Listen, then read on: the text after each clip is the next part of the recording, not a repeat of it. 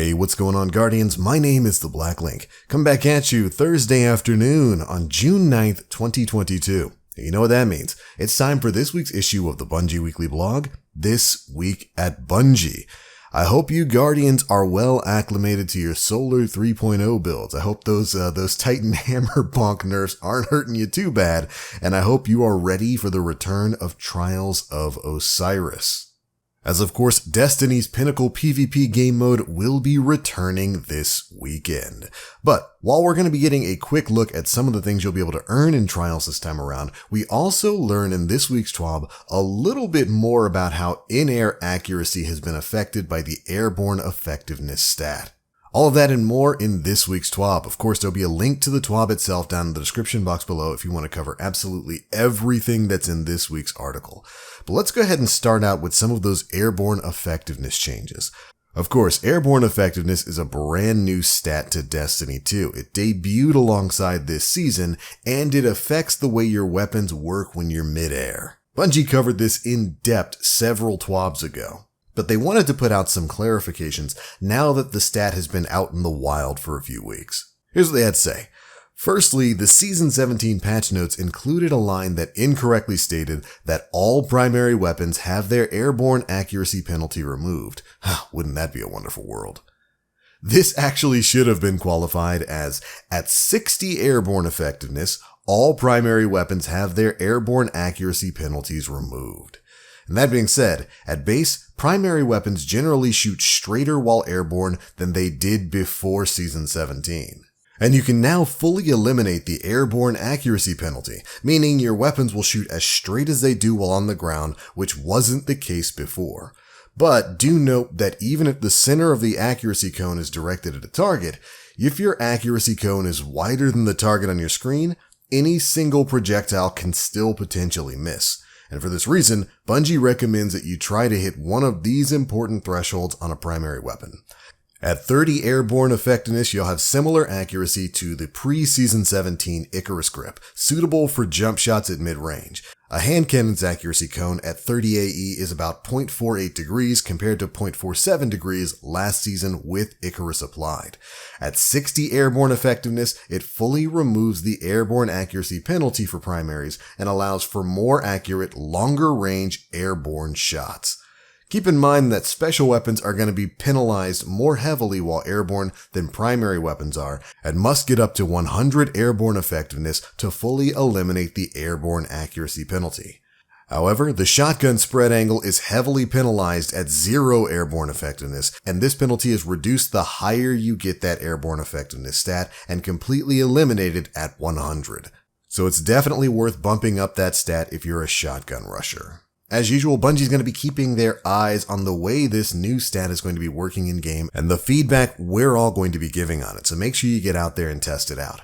But we've also got some other things coming in our mid-season update. Bungie's going to have a small mid-season weapon balance update shipping alongside Solstice of Heroes, which will include some buffs to weapon subfamilies that have been languishing for a while, a fix for certain special weapons not getting enough ammo per special brick for one defeat in PvP, and some tuning for oppressive exotic weapons.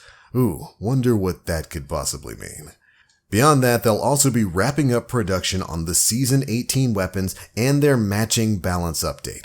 And they even give us a few highlights to look forward to. They're going to be revisiting some weapon subfamilies, a legendary perk and exotic weapon tuning, and they'll be adding intrinsic anti-champion functionality to several exotic weapons. Very exciting stuff that I can't wait to hear more about. But that's it for the airborne effectiveness section of the TWAB. Next up, of course, Trials of Osiris returns this weekend for the first time in Season 17. And of course, alongside Trials is a brand new list of goodies for you to earn, including a brand new set of Trials armor that we got an awesome look at here. But alongside that also comes some new weapons like the Forgiveness Sidearm, the Burden of Guilt Fusion Rifle, and even a Sparrow titled the Falcon's Chase. Additionally, there'll also be a shiny new ghost shell that you could see in the armor photo there. This week's Trials of Osiris is going to be Elimination, so make sure you and your fire team are ready. After that, we get to learn a bit more about the Nightmare Containment community event that we had to complete to get access to those final Solar 3.0 fragments. At the start of Season 17, Bungie introduced players to Solar 3.0 and all of the possibilities that came with it. To add a little bit more team bonding to the mix, they had a few fragments that were supposed to be kept secret for the community to work together to uncover. And despite a few technical hiccups, we certainly did, with over 1.6 million players completing at least one Nightmare containment during the event. Guardians in general averaged 13.8 Nightmare containments per character, and one dedicated player even completed over 390 Nightmare containments over the course of the event. And in the first 24 hours, one Guardian successfully completed a total of 78 Nightmare containments. That's a heck of a lot of dedication, if you ask me. And well, in addition to getting access to those final Solar 3.0 fragments, Bungie's got one other gift they want to give the community. And it comes in the form of a special Commemorative Emblem. To unlock it, make sure you've got your Bungie account linked. Head over to bungie.net/redeem, and then you can enter the code located in the TWAB. You can kind of see it on the screen here, but of course, just go to the TWAB. There's a link to it down in the description box below. Copy that code, head to bungie.net/redeem, and redeem it to get access to it on your account. Everybody worked together to complete a crazy event, and it's nice to see Bungie's going to be rewarding you for it. Now, if you've taken a look at Eververse, and especially some of the Eververse ornaments that are available this season, you've no doubt noticed a few new ones that have some special interactions with specific exotics. In particular, the Cloak of Backrest for Hunters, the Mark of the Falling Star for Titans, and the Bond of Battle Harmony for Warlocks all have special interactions when you're wearing specific exotic armor pieces alongside them. Of course, with the Cloak of Backrest is going to pair with the Hunter Helmet Mask of Backrest, and it adds a stasis effect on the cloak's collar. For the Mark of the Falling Star, you put this on while you're wearing the Cuirass of the Falling Star, and it adds an arc effect on the mark's trim. And finally, for the Bond of Battle Harmony, of course, you wear this with the Mantle of Battle Harmony, and it adds an arc effect on the bottom of the bond. This is something kind of new. Having these sorts of class item ornaments interact differently with specific exotics, I think is an awesome thing. I want to see more of it in the future. So as far as glamour and ornaments go, this is definitely right up my alley.